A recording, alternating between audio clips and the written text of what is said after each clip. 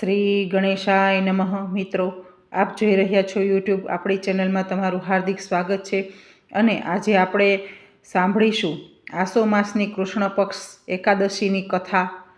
તો સાંભળતા પહેલાં મારી ચેનલમાં તમે નવા હોય તો સબસ્ક્રાઈબ કરી બેલ આઇકન પ્રેસ કરી દેજો, જેથી મારા આવનારા વિડીયોની માહિતી આપ સુધી તુરંત પહોંચે.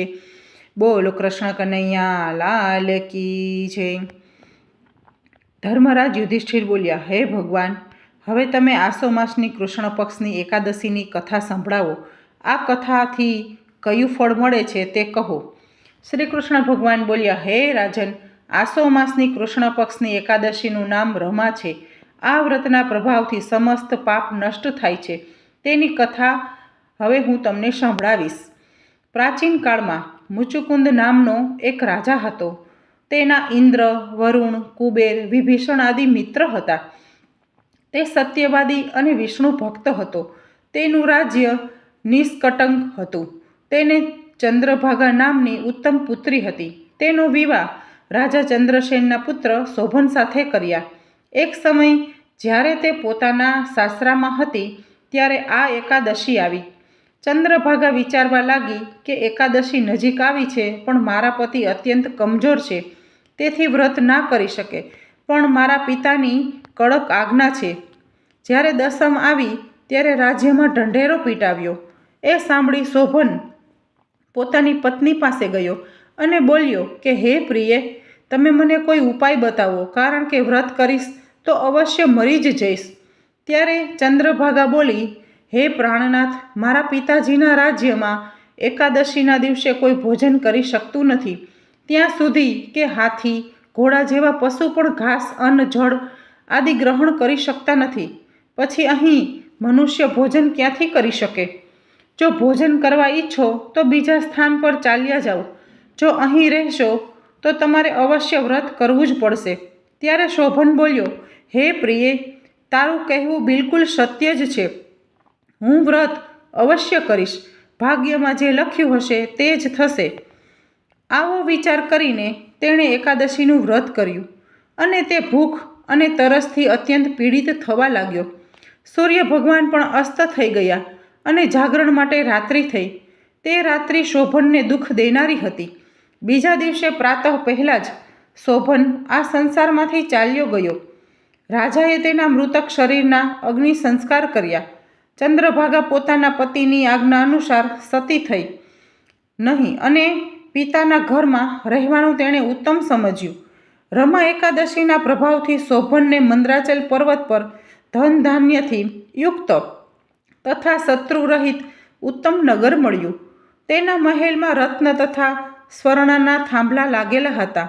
ત્યાં તે સ્વર્ણ અને મણિયોના સિંહાસન પર સુંદર વસ્ત્ર આભૂષણોથી યુક્ત બેઠો હતો. આભૂષણોથી યુક્ત ગાંધર્વ અને અપ્સરા એમની સ્તુતિ કરતા હતા.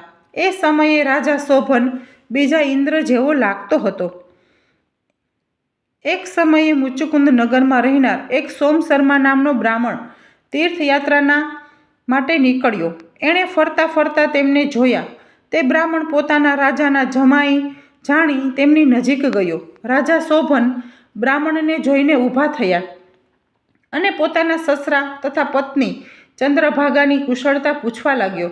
સોમ શર્મા બોલ્યા, હે રાજન, અમારા રાજા કુશળ છે અને તમારી પત્ની પણ કુશળ છે. હવે તમારું વૃત્તાંત સંભળાવો. મને આ જોઈ ખૂબ આશ્ચર્ય છે કે આવું વિચિત્ર અને સુંદર નગર જેને ન તો કોઈએ ક્યારેય જોયું છે કે સાંભળ્યું છે, તો તમને આ બધું કેવી રીતે પ્રાપ્ત થયું? શોભન બોલ્યા, હે દેવ, આ બધું આસો માસની કૃષ્ણ પક્ષની રમા એકાદશીનું ફળ છે. આ વ્રતના લીધે જ મને આ અનુપમ નગર પ્રાપ્ત થયું છે. પરંતુ આ અધ્રુવ કેમ છે અને ધ્રુવ કેવી રીતે થઈ શકે તે તમે મને બતાવો. હું તમારા કહ્યા અનુસાર જ કરીશ. તમે બિલકુલ જૂઠ ના માનશો. રાજા શોભન બોલ્યા, હે દેવ, મેં અશ્રદ્ધાપૂર્વક વ્રત કર્યું, તોય તેના પ્રભાવથી આ નગર પ્રાપ્ત થયું છે. તેથી તેણે હું અધ્રુવ માનું છું. જો તમે આ વૃત્તાંત રાજા મુચુકુંદની પુત્રી ચંદ્રભાગાને કહેશો તો તે આને ધ્રુવ બનાવી શકશે. બ્રાહ્મણે ત્યાં આવીને ચંદ્રભાગાને સમસ્ત વૃત્તાંત કહ્યું. આથી રાજકન્યા બોલી, હે બ્રાહ્મણદેવ, શું તમે આ બધું પ્રત્યક્ષ જોઈને આવ્યા છો કે પછી તમારું સ્વપ્ન કહો છો? ત્યારે બ્રાહ્મણ બોલ્યા, હે પુત્રી, મેં તારા પતિ તથા તેના નગરને પ્રત્યક્ષ જોયું છે, પણ તે અધ્રુવ છે. તું એવો ઉપાય કર કે જેથી એ ધ્રુવ થઈ જાય. ત્યારે ચંદ્રભાગા બોલી, મને એ નગરમાં લઈ ચાલો. હું મારા પતિને જોવા ઈચ્છું છું. હું મારા વ્રતના પ્રભાવથી એ નગરને ધ્રુવ બનાવી દઈશ. ચંદ્રભાગાના વચન સાંભળી તે બ્રાહ્મણ તેણે મંદરાચલ પર્વતની પાસે વામદેવના આશ્રમમાં લઈ ગયા. વામદેવ તેની વાત સાંભળી ચંદ્રભાગાને મંત્રથી અભિષેક કર્યો. ચંદ્રભાગા મંત્રો તથા વ્રતના પ્રભાવથી દિવ્ય દેહ ધારણ કરીને પોતાના પતિની પાસે ગઈ. શોભને પોતાની